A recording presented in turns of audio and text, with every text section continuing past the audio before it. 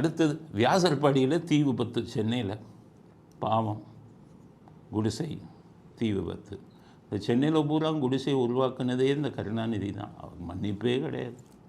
ஓட்டுக்காக அத்தனை குடிசைகளையும் உருவாக்கியவர்.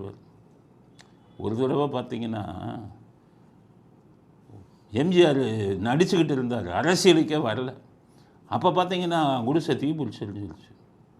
அப்போ எம்ஜிஆர் என்ன பண்ணாருன்னு கேட்டிங்கன்னா, குடிசை தீப்பிடிச்சிருந்துச்சுன்னு சொல்லி அந்த எரிஞ்ச குடிசைகளுக்கெல்லாம் பணம் கொடுத்தாரு.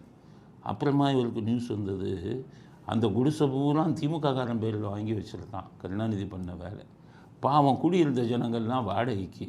எம்ஜிஆர் கொடுத்த பணத்தை பூரா அந்த திமுககாரன் குடிசைக்கு சொந்தக்காரன் அவன் எடுத்துகிட்டு போயிட்டான். அப்போ தான் அவரே பயந்தார், என்னடா இதுலேயும் திமுககாரன் வரான்னு. ஆனால் இவங்கெல்லாம் பாவம், இன்றைக்கி பாதிக்கப்பட்டவர்கள் பாவம் உண்மையிலேயே குடிசையில் இருந்தவர்கள்னு நினைக்கிறேன். உள்ளே பூந்து பார்த்தா தான் தெரியும். ஸ்டாலின் இதில் வேலை பண்ணியிருக்கிறார். எதுவாக இருந்தாலும் தீ விபத்து நடந்துச்சு, அவர்கள் உடைமைகளை இழந்து விட்டார்கள், பிள்ளைக்குட்டியோடு நிற்கிறாங்க. அவர்களுக்கு தேவை உதவி. அவங்க யாராக இருந்தாலும் உதவி செய்யணும், அரசாங்கம் செய்யணும். அரசாங்கம் செய்ய போகிறான். அப்போ தாவேக்கா விஜய் கட்சியிலேருந்து பெண்கள் இவங்கள்லாம் போய் உதவி செய்ய போகிறாங்க. துணிமணி, சாப்பாடு இதெல்லாம் கொடுக்குறாங்க. எப்போவுமே ஆட்சியில் இருப்பவர்கள் புரிஞ்சுக்கோங்க, எல்லா விஷயத்தையும் அரசாங்கம் செய்ய முடியாது. யார் யார் மற்றவங்க வந்து உதவி செய்கிறாங்களோ அதை ஏற்றுக்கொண்டு அந்த பொதுமக்களுக்கு பாதிக்கப்பட்டவங்களுக்கு கொடுக்கணும். அந்த பெருந்தன்மை உங்களுக்கு இல்லவே இல்லை. 2015 சென்னையில் வெள்ளம் வரும்போது ஜெயலலிதா முதலமைச்சராக இருக்கும்போது இந்த தன்னார்வ நிறுவனங்கள்னு சொல்லி நிறைய பேர் வந்து சாப்பாடு ஃப்ரீயாக கொடுத்தான், பாலை கொடுத்தான், கொசுவத்தியை கொடுத்தான், பண்ணை கொடுத்தான். இது மாதிரி கொடுக்கும்போது ஜெயலலிதா என்ன சொன்னாங்க தெரியுமா, அவங்கள தடுக்காதீங்க, அவங்களும் கொடுக்கட்டும், நம்மளும் கொடுப்போம்னாங்க. பாவம் எல்லாருக்கும் போய் சேரட்டுமேனு. அதே இது 2024 இவங்க வந்தோடனே 23, 24 வெள்ளம் வந்து சென்னை மிதக்குது. தன்னார்வ நிறுவனங்கள் கொண்டு வந்தோடனே அடித்து வரட்டினான் திமுககாரன்.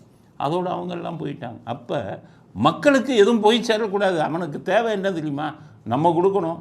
நம்ம அரசாங்க பணத்தை கொடுக்கும்போது இல்லை பங்கு எடுத்துக்கிட்டு நம்ம மட்டும்தான் கொடுக்கணும்.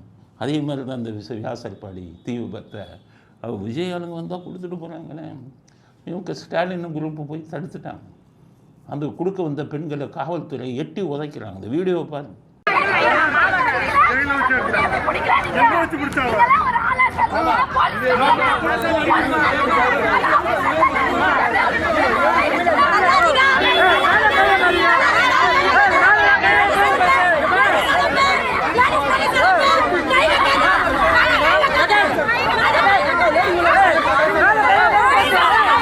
ஆக காவல்துறை எட்டி உதைக்கிறாங்க. பெண்கள் ஆடைகள்லாம் கிழிக்கிறாங்கன்னு விஜய் வந்து அறிக்கை விட்டார். இன்றைக்கி ரொம்ப விஜய் கோவப்பட்டார். இன்றைக்கி கொஞ்சம் தைரியம் வந்துச்சு. இன்றைக்கி ஸ்டாலின் பேரில் சொல்லிட்டார்.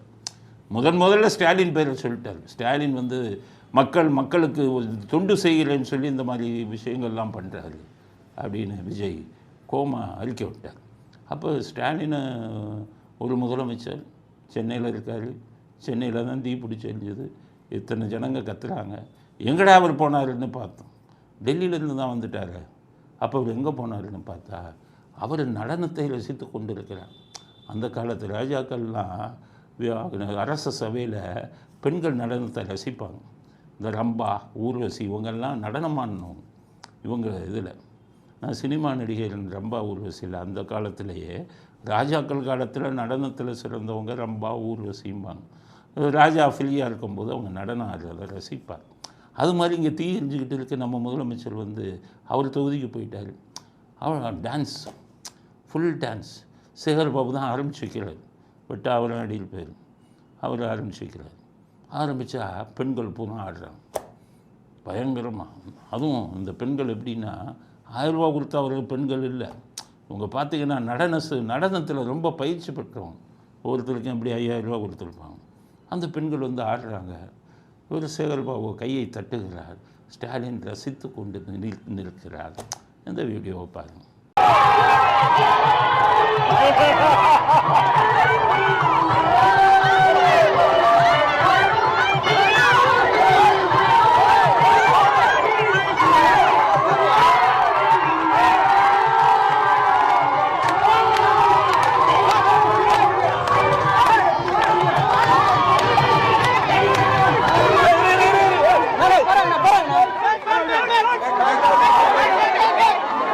ஆக பெண்கள் இப்போ டான்ஸில் கூட்டிகிட்டு வந்துட்டாங்க, பயங்கரமாக ரசித்தார். அடுத்தது பெண்களை மட்டும் நடனம் ஆட வச்சா நாளைக்கு ஏதாச்சும் இங்கே குற்றச்சாட்டை கொண்டு வருவாங்க, பெண்கள் நடனத்தை ரசிக்கிறார் அப்படின்ட்டு. ஸ்டாலின் என்ன சொல்லியிருக்காரு, ஏப்பா கொஞ்சம் ஆம்பளைங்களையும் ஆட வச்சிரு, இல்லைன்னா பொம்பளைங்களை டான்ஸை பார்த்தோன்னு சொல்லுவாங்க அப்படின்னு சேகர்பாபுட்ட சொன்ன உடனே எல்லாம் வயசான ஆளுங்களை பாவம் எல்லாம் வெள்ளத்தாடியோடு இருக்கான், அவனை வச்சு அதை ஒரு டான்ஸ், அதையும் ஸ்டாலின் ரசிக்கிறார்.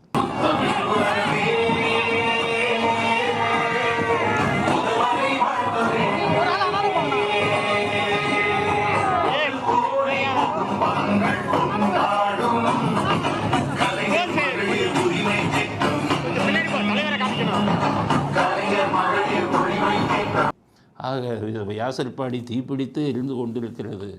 இங்கே சேகர்பாபு தலைமையில் ஆண் பெண் நடனங்களை ரசித்து கொண்டிருக்கிறார் ஸ்டாலின்.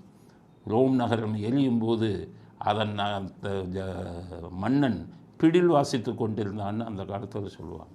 அதனால் இங்கே எரிந்து கொண்டிருக்கிறது வியாசர்பாடி. இவர் தனது சொந்த தொகுதியில் உட்கார்ந்து கொண்டு நடனத்தை ரசித்து கொண்டிருப்பது மகா கேவலம். ஒரு முதலமைச்சருக்கு இதை விட கேவலம் எதுவும் கிடையாது.